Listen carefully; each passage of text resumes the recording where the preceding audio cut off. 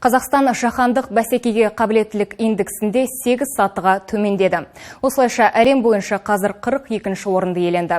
Бұл көрсеткіш дүниежүзілік экономикалық форумның биылғы қорытындысында белгілі болған.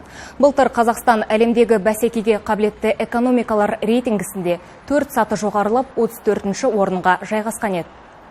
Әйтсе де республикамыз бүгінде көршілес Ресей мен Украинаны артта қалдырған.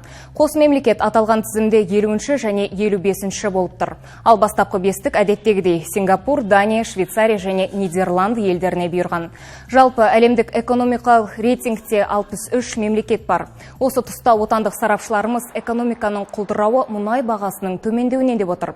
Әрі пандемияға байланысты жұмыссыздықтар санының көбеюі де айтарлықтай әсер етті дейді. Әрине, былтырғы статистика бұрынғы жылдармен салыстырғанда едәуір жақсарып еді. Енді қайта құлдырадық. Бірден 8 сатыға түсті. Жалпы мына пандемиялық жағдай тұрақталмаса, жағдай бұдан да төмен болып кетуі мүмкін.